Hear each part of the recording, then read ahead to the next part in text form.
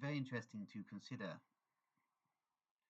the operations of British intelligence, especially in the local area, what with defence intelligence, i.e., the British military intelligence structure ruling the town.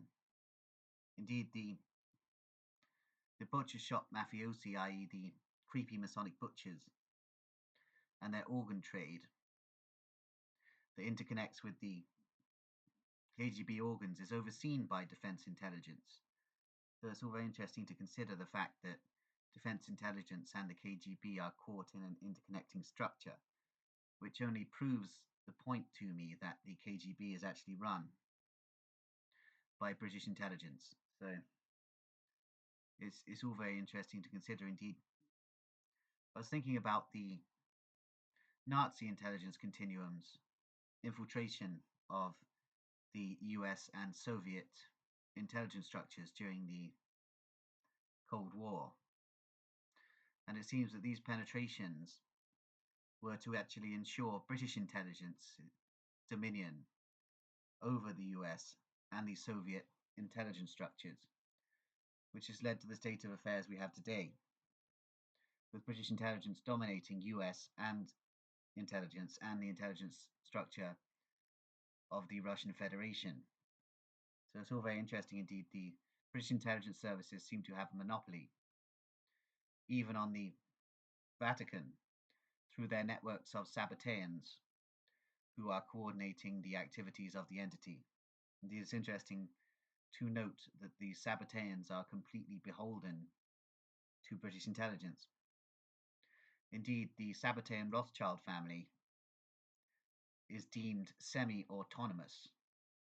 Indeed, many of the Rothschild family are actually under British intelligence mind control programming and are basically conduits for British intelligence activity. It's interesting to note that the British intelligence services put all sorts of information on the internet, attempting to cast the global conspiracy as a Rothschild one, so that conspiracy researchers will become confused and believes that the Hebrews are running the show, which is not actually the case. The British intelligence services are running the show. Specifically, Rosicrucian networks, Aryan Rosicrucian networks within British intelligence are basically running much of the agenda. Indeed, these networks are the inner cabal of the British Freemasons and are basically operative to control the destiny of the world, interestingly. So it's all very interesting to consider what exactly is going on. Indeed, the Freemasons must be exposed for what they are. Indeed, the local Freemasons here, operating out of the Masonic Hall via Wyvern Lodge, have a lot of interconnectivity with the Wiltshire Police criminal operations that I've spoken of many times before. Indeed, it seems that the Wyvern Lodge is full of seriously terrible people. Indeed, I've watched them a little bit coming out of the lodge, and you can tell by their body language and their energy that they rape toddlers and eat babies. So it's all very interesting to consider what the Freemasons in the United Kingdom are actually up to. Indeed, they would like you to think that they only get into it to help their businesses, etc., but this is not the case. British Freemasonry is an intelligence operation, interconnected with occult ideals. And there's nothing the Freemasons hate more than a paranoid schizophrenic. So it is all very interesting to consider exactly what is going on here indeed. I believe I may be being framed by the British Freemasons in some way. Indeed, they seem to be designating me a patsy for some sort of purpose. Indeed, I have to be careful because the British intelligence services and the Freemasonic networks within it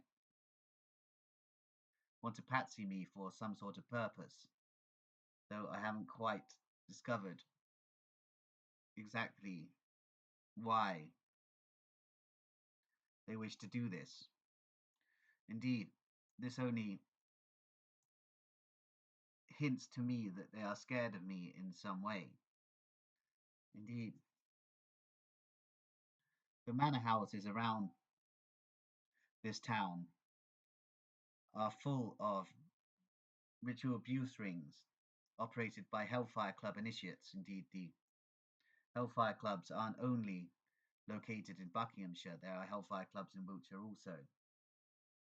Indeed, due to the Cecil family being the Marquesses of Salisbury, this area interconnects with the House of Cecil networks, despite the actual seat of the Cecil family being in Hertfordshire at Hatfield House, near Hatfield, funny enough.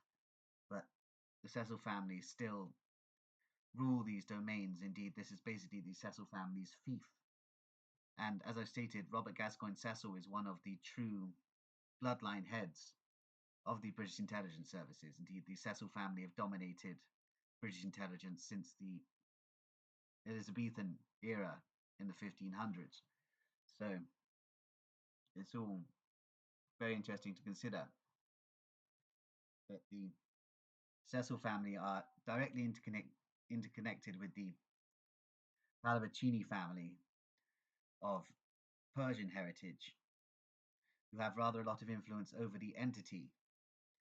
So it's all very interesting to consider, especially the fact that Britain is technically, the territory of Britain is technically under the dominion of the Pope.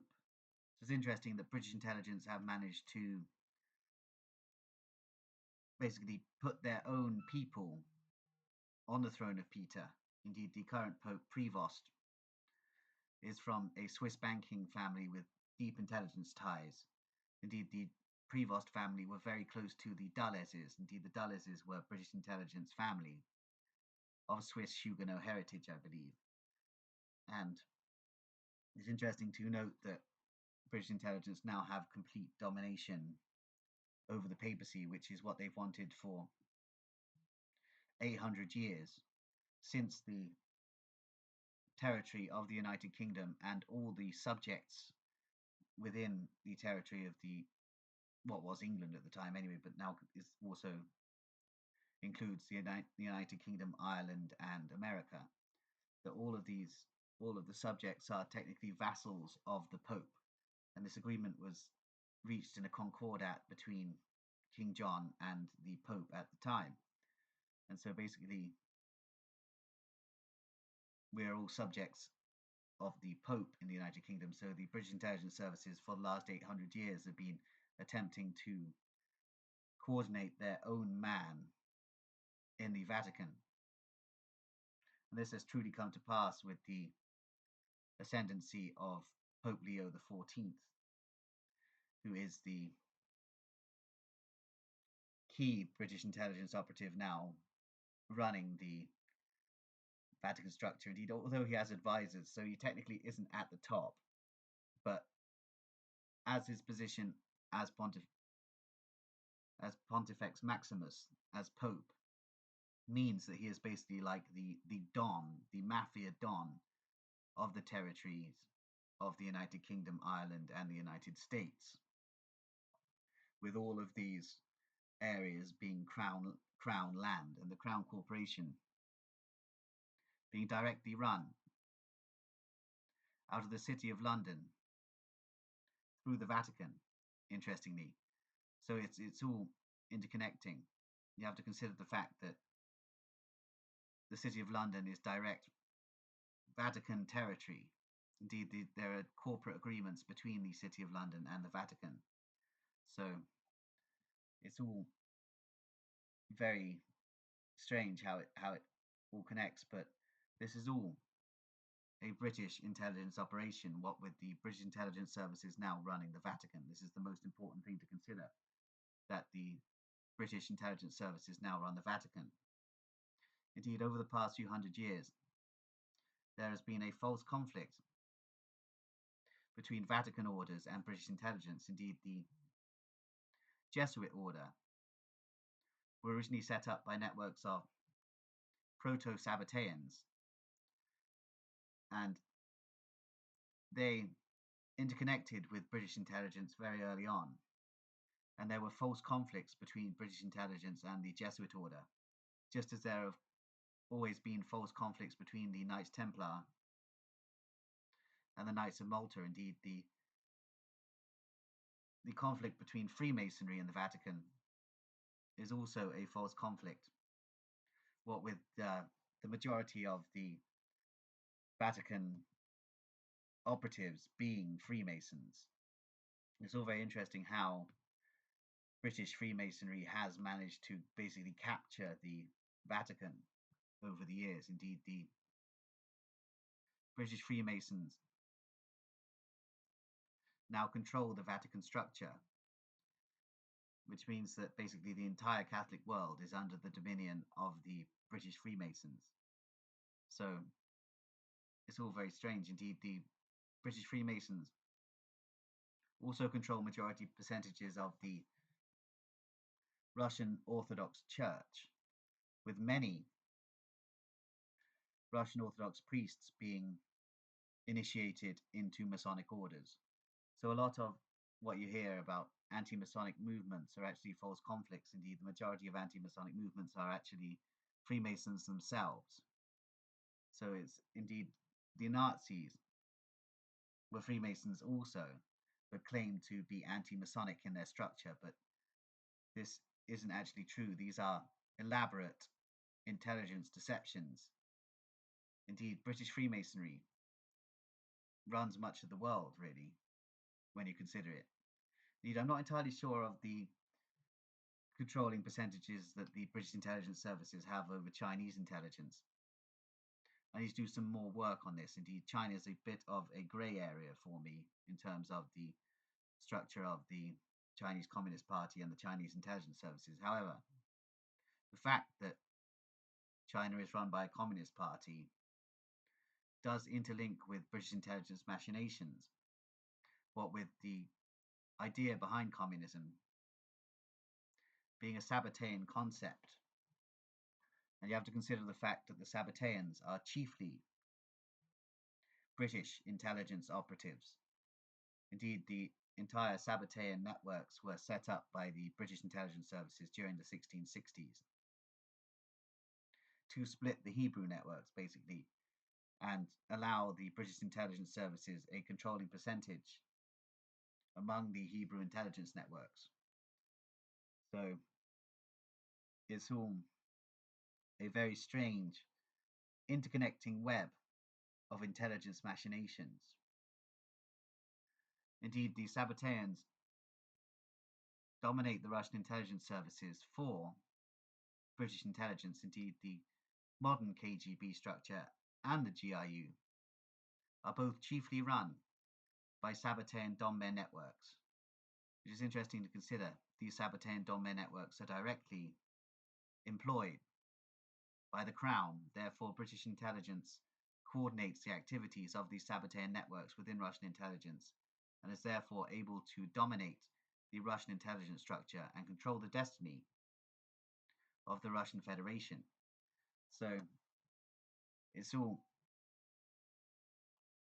interconnecting, and all roads seem to lead back to British intelligence. Indeed, much of the conspiracy agenda that basically casts the Jesuits as the unifying conspiracy is a limited hangout to take you away from the truth that British intelligence are running the show. Indeed, I have fallen for the traps that British intelligence set up on the internet and in the public domain to attempt to lead you away from the fact that British intelligence are running the entire agenda. Indeed, I need to do some more research into exactly which British networks are running the show. Though it does seem that it is an inner cabal of Freemasons, Rosicrucians, Hellfire Club initiates, and Druids. Indeed, it seems that much of the British intelligence structure relates back to old Druidic orders that operated in ancient times. And continue to coordinate the destiny of the British intelligence services, and therefore are able to control much of the world, basically. Indeed, the United States intelligence community is coordinated by the same networks. Anglo-American continuums are one. Indeed, British intelligence control the United States intelligence services. It's interesting to note that the Deutsche Verteidigungsdienst concept, despite being a limited hangout, is real and is coordinated by British intelligence structures. So it's all very interesting to consider that there were all sorts of crazy Nazi penetrations of Western and Soviet intelligence structures, but these were to maintain the crypto domination of British intelligence services within these agencies, basically, and basically to perpetuate the dominion of the British intelligence services over various nations' intelligence structures, and therefore coordinate the activities of these intelligence structures. Indeed, it's interesting to note that British and Soviet intelligence didn't really capture that many of each other's spies during the Cold War years. The only spies that were caught were operatives that were not Royal Arch Freemasons. So it's all very interesting to consider. Indeed, Royal Arch Freemasonry seems to be one of the key networks controlling the destiny of the world, basically, through the British intelligence services. It's all quite a scary concept to consider that these Freemasons who cast themselves as innocent are truly horrendous human beings. And as a paranoid schizophrenic, as I've stated, I am technically locked in an eternal battle with Freemasonry. There is an eternal battle between paranoid schizophrenics and Freemasons. And it's all quite scary, really, what the Freemasons have planned for the schizophrenic population of the United Kingdom. Indeed, they are going to attempt to cast us as violent murderers, to basically incarcerate us in institutions and then utilize microchip technology to basically lobotomize the paranoid schizophrenics because they're scared of us, basically. It's all very interesting to consider that a lot of the Masonic symbolism has to do with brain operations, such as the pillars of Joachim and Boaz, representing the left and right hemispheres of the brain, and the all-seeing eye, representing the pineal gland, therefore what they consider as true enlightenment. Indeed, schizophrenics' pineal glands are enlarged in ways that the Freemasons cannot understand. Indeed, it's also interesting to consider that in the paranoid schizophrenic brain, the left and right brain hemispheres are technically split and are in communication with one another in a different manner than the Freemasons are able to understand. Indeed, at one point during my visionary experiences, I actually entered an astral realm that only Freemasons are allowed to enter. And I believe this drew a lot of attention to me and may have something to do with the Masonic focus on me and the Masonic persecution of me, which has been going on for several years now. So it's all very interesting to consider the fact that the Freemasons are deeply terrified by the minds of paranoid schizophrenics. Indeed, it seems that they know something about the paranoid schizophrenic mind that I can't articulate yet. I can only theorize on it. That there's something particularly special about the brain function of the paranoid schizophrenic that absolutely terrifies the Freemasons, basically. So it's all very interesting to consider. Indeed, I'm going to leave it there now.